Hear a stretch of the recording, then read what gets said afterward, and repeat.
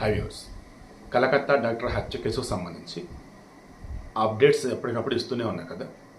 ఇందులో చాలామంది అడిగింది ఏంటంటే, మమతా బెనర్జీ అసలు ముఖ్యమంత్రి ఉండడానికి అర్హత లేదు, అక్కడ రాష్ట్రపతి పాలన విధించాలి అని. ఎందుకు విధించలేదు ఏంటి అన్నప్పుడు, అక్కడ తృణమూల కాంగ్రెస్ పార్టీకి సంబంధించి లోకల్గా ఉన్న కొంతమంది లీడర్లు ఆల్మోస్ట్ రౌడీల కన్నా దారుణంగా ఉంటారు. వాళ్ళు చేసే అకృత్యాలు, అరాచకాలు ఎట్లా ఉంటాయంటే పోలీసులు సైతం ఏమీ చేయలేని పరిస్థితి. ఈ ఇష్యూలో, డాక్టర్ హత్య కేసు సంబంధించిన ఇష్యూలో పోలీసుల యొక్క వైఫల్యం చూసి యావత్ దేశం షాక్ అనమాట. ఇంత దరిద్రమైన ఇంటర్ ఈ పోలీసులు. నేను ఎవరో కామెంట్ పెట్టారు, మమతా బెనర్జీకి థ్యాంక్స్ చెప్పాలి, ఎందుకంటే మా ఏపీ పోలీసులని జగన్ ఎంత అధ్వానంగా దరిద్రంగా తయారు చేశాడు అనుకున్నాం, అంతకన్నా వర్ష కలకత్తా పోలీసులు, ఆ పశ్చిమ బెంగాల్ పోలీసులు ఉన్నారని నిరూపించింది, థ్యాంక్స్ అమ్మా అని చెప్పేసి వాళ్ళు కరెక్ట్గా చెప్పారు. సుప్రీంకోర్టు సైతం షాక్ అయింది. అసలు ఏం జరుగుతుంది అసలు పశ్చిమ బెంగాల్లో? అసలు కలకత్తాలో ఒక డాక్టర్కి సంబంధించి ఘోరం ఇన్సిడెంట్ జరిగిన తర్వాత ఆ ప్లేసెస్ మొత్తం సెక్యూర్ చేయాలి. అట్లాంటిది మీరు వదిలేశారు అంటే నిరసన తెలియజేస్తున్న డాక్టర్ల మీదకి దాడులు ఏంటి? అందులో టీఎంసీ వాళ్ళు ఉండటం ఏంటి, అధికార పార్టీ వాళ్ళు?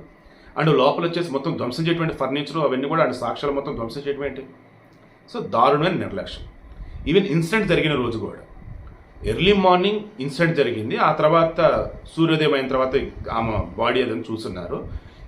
ఇంట్లో వాళ్ళకి చెప్పటం లేట్ చేశారు. దారుణమైన హత్య అయితే అది ఆత్మహత్య అన్నట్టుగా చెప్పారు.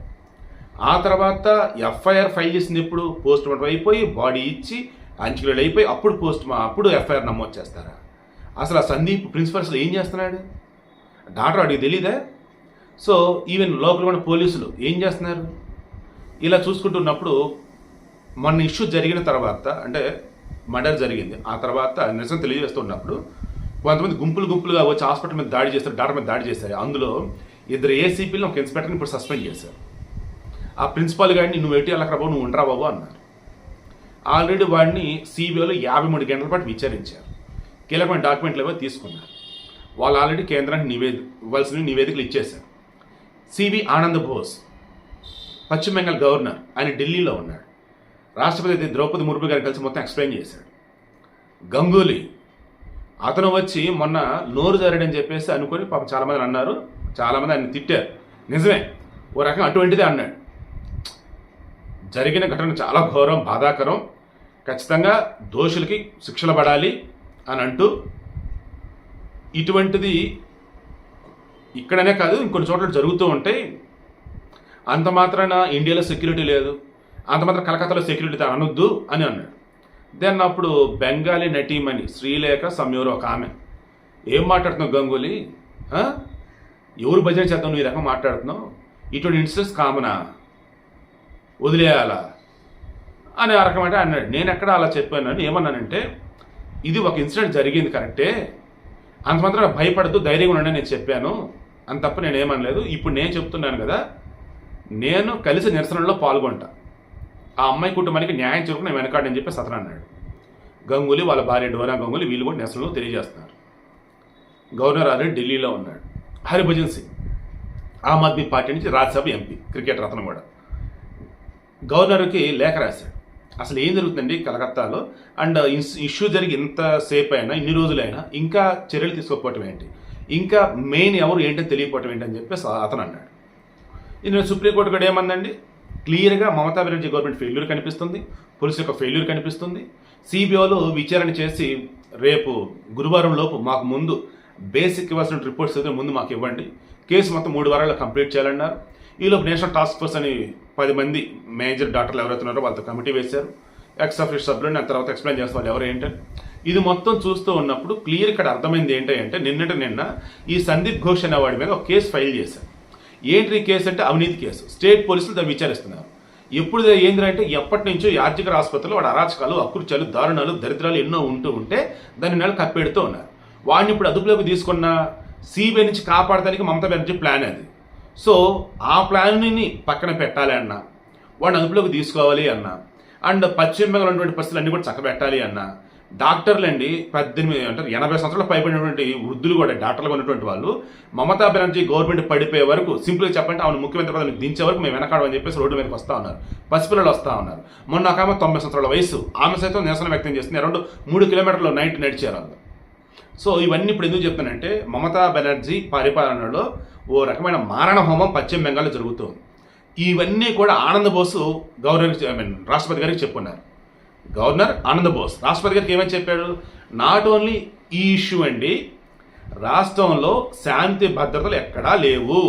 మన సందేశ్ ఖాళీ ఘటన ఏదో ఉంది కదా, ఈ టీఎంసీ ముస్లిం నాయకులు వెళ్ళేసి ఘోరంగా ట్రైబల్ వాళ్ళని అత్యాచారాలు చేయటాలు, దారుణ హిందువులను చేయటాలు, ఆ రిపోర్ట్లు, అండ్ ఎలక్షన్స్ అప్పుడు జరిగే గొడవలు, ఆ రిపోర్ట్లు, అండ్ మొన్న గెలిచిన తర్వాత టీఎంసీ వాళ్ళు ఈ బీజేపీ వాళ్ళని ఏ రకంగా హింసించారంటే ఆ రిపోర్ట్లు, ఇప్పుడు జరిగిన ఘటనకు సంబంధించి ఆ రోజు డాక్టర్లు ఏం చేశారు, పోలీసులు ఏం చేశారు, ఈ రిపోర్ట్లు, అండ్ సుప్రీంకోర్టు ఏం చెప్పింది, హైకోర్టు ఏం చెప్పింది, సిబిఐ ఎందుకు రావాల్సింది ఏంటి, ఈ రిపోర్ట్లు మొత్తం కూడా రాష్ట్రపతి ముందుంచాడు ఈ ఆనంద్ బోస్. ఇప్పుడు ఆల్రెడీ కేంద్ర గవర్నమెంట్ ఏం చేస్తుందంటే రాష్ట్రపతి పాలన ఎప్పుడో విధించాల్సిన వాళ్ళు ఎందుకు విధించలేదు అంటే త్వరలో ఎన్నికలు జరగబోతాయి కొన్ని రాష్ట్రాల్లో. ఇప్పుడు రాష్ట్రపతి పాలన విధించడం అంటే ఏంటి, ప్రజల చేత ఎన్నుకోబడ్డ ఒక ప్రభుత్వాన్ని తీసేసి సెంట్రల్ గవర్నమెంట్ మొత్తం ఒక వారి పరిపాలన అంటే అనుకోవాలి రాష్ట్రపతి పాలన అంటే. దెన్ మిగతా రాష్ట్రాల్లో బీజేపీని వ్యతిరేకించే అవకాశం అనేది ఉంటుంది. అందుకని వాళ్ళు ఏం చేశారు, పశ్చిమ బెంగాల్కి సంబంధించి ఈచ్ అండ్ ఎవ్రీథింగ్ మొత్తం జనానికి తెలియాలి, అండ్ గవర్నర్ అఫీషియల్ వేలో రాష్ట్రపతి గారికి చెప్పాలి. ఈలోపు హైకోర్టు కానీ సుప్రీంకోర్టు కానీ పశ్చిమ బెంగాల్ ఏం జరుగుతుంది, మమతా బెనర్జీ అసలు ఎక్కడ ఫెయిల్ అయింది, ఏ కకృతి పడ్డారు, ఏ నాటకాలు ఆడారు ఏంటి, ఇవన్నీ కూడా జనాలకు తెలియాలి అని వాళ్ళు ఆగారు. దెన్ మోదీ కానీ అమిత్ షా కానీ వేచి చూసిన దానికి సంబంధించి ఇప్పుడు రిజల్ట్ అనేది రాబోతూ ఉంది. ఏ రకంగా ఆనంద్ బోస్ గవర్నర్ వెళ్ళి రాష్ట్రపతికి చెప్పినాడు కాబట్టి ద్రౌపది ముర్ము గారు కూడా మహిళే. దెన్ ఆమె ఖచ్చితంగా ఈ విషయాన్ని డిస్కస్ చేస్తారు ఎవరితో, మంత్రిమండలితో. ఇక అప్పుడు ఆమె డెసిషన్ తీసుకుంటారు. ఎనీ టైం పశ్చిమ బెంగాల్లో రాష్ట్రపతి పాలన. ఇక ఇప్పుడు తృణమూల కాంగ్రెస్ పార్టీ వాళ్ళు ఎక్కడన్నా కానీ అరాచకాలకు తెగబడ్డారు. గతంలో బంగ్లాదేశ్ నుంచి వచ్చి ఇక్కడ ఉన్నటువంటి బ్యాచ్ కానీ, మయన్మార్ నుంచి అక్కడికి వచ్చిన స్థిరపడ్డ రోహింగ్యాలు కానీ ఓవరాక్షన్ చేసిన ఓచ కోత అన్నమాట. పోలీసులు చూస్తూ ఊరుకోరు.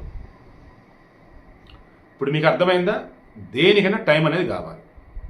అది కూడా ఏ రకంగా పరిస్థితులను చక్కబెట్టాలి. ఆల్రెడీ ఒక గొడవ జరిగింది, ఆల్రెడీ ఒక ప్రాణం పోయింది, ఇంకోసారి అటువంటి ప్రాణం పోకూడదు, అండ్ మోరోవర్ అటువంటి గొడవలు జరగకూడదు.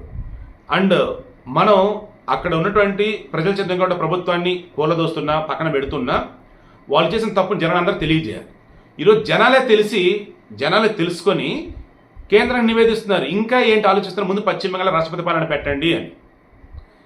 గవర్నర్ ఆల్రెడీ మొన్న కూడా చెప్పున్నాడు, ఏంటి సంజయ్ రాయ్ అనేవాడు దొరికాడా, వాడి దోష, వాడిని చంపేయాలా, వాడి గురేయాలా, ఆ తర్వాత విచారణ చేయాలా. ఏం మాట్లాడతావు మమతా బెనర్జీ నువ్వు? గతంలో రాష్ట్రం శాంతి భద్రతలకు సంబంధించి నేను ఎన్నిసార్లు నీకు రేఖ రాసి ఉంటాను అఫీషియల్గా, ఒక్కదిన రిప్లై వచ్చిందా? సో అది కూడా ఇప్పుడు హైలైట్ చేయబోతున్నాడు. ఒక గవర్నర్గా ఉండి వాళ్ళకి కొన్ని ఉంటాయన్నమాట బైలాస్, చట్ట ప్రకారం కొన్ని సెక్షన్స్ ప్రకారమే స్టేట్ గవర్నమెంట్ని అడగవచ్చు అసలు ఏం జరుగుతుంది ఏంటని. అలా అడిగినా కానీ ఆమె ఎప్పుడు రెస్పాండ్ అయింది లేదు. దెన్ ఇంక మరి ఆయనలా చూస్తూ ఊరుకుంటాడు. మొన్న కూడా అన్నాడు కదా, అరే అది ఆత్మహత్య అని చెప్పి ఓవరాక్షన్ చేసింది మీరు, అది ఘోరమైన హత్య అయితే. ఇప్పుడు వచ్చేసి హెల్త్ మినిస్టర్గా ఉంది మీరే, హోమ్ మినిస్టర్గా ఉంది మీరే, సీఎంగా ఉంది మీరే, మరలా న్యాయం చేయమంటారు. ఎవరికి న్యాయం చేయాలి? మమతా బెనర్జీకి మమతా బేగం న్యాయం చేయాలా? షేక్ మమతాకి బెనర్జీ దావుద్ సాయం చేయాలా? అంటే డిఫరెంట్గా ఎలా అంటే 3 మంత్రి పదవులు ఒక ఆమె, కానీ ఒక్కొక్క క్యారెక్టర్ అనేది జనాలు అనుకోవాలన్నమాట. ఎంత దారుణంగా ఈరోజు మమతా బెనర్జీ బుక్ అయిందంటే, ఎంత దారుణంగా మమతా బెనర్జీ పరుగు పోయిందంటే, వాడు ఉన్నాడు ఉదయం గుహ అని ఒక మంత్రి, వాడి వెధవ అంటున్నాడు, ఏమంటున్నాడు, మమతా బెనర్జీని అంట ఏలెత్తి చూపితేనంట ఏళ్ళు ఇరిగిపోతాయంట, ఏళ్ళు వంచేయాలంట, వాడి ముందు లోపలే ఎదవని. వాడికి కూతురు లేరు, మరి భార్య లేదో తెలియటం వల్ల. సో ఇటువంటి వరస్ట్గా ఎక్కడైనా ఉంటూనే ఉంటారు. అందుకనే అన్ని ప్రాపర్గా చూసుకొని గ్రౌండ్ లెవెల్లో సెక్యూరిటీ మొత్తం టైట్ చేసి దెన్ రాష్ట్రపతి పాలన విధిస్తారు పశ్చిమ బెంగాల్లో ఎనీ టైం. రేపు సిబిఐ వాళ్ళు కనుక ఆ ప్రైమరీ రిపోర్ట్స్ ఏవైతున్నాయో వన్స్ అవి కోర్టుకు సబ్మిట్ చేస్తే ఆ తర్వాత అసలు ఆట మొదలైంది. ఈలోపు రాష్ట్రపతి ద్రౌపది ముర్ము గారు డెసిషన్ తీసుకునే దాన్ని బట్టి కేంద్ర బలగాలని రాష్ట్రంలో దించి పరిస్థితులు ఎక్కడెక్కడ చక్కబెడుతూ అక్కడున్న అరాచకుల్ని ఏరేయాలి. మరీ ముఖ్యంగా ఈ తృణమూల కాంగ్రెస్ పార్టీ ఉన్నటువంటి నీచులు ఎవరైతే ఉన్నారో వాళ్ళని సంహరించాలి ఒక రకంగా రాజకీయ పరంగా, అండ్ శిక్షించడం అంటే జైలులో వేయాలి. ఒక మాట చెప్పి క్లోజ్ చేస్తాం.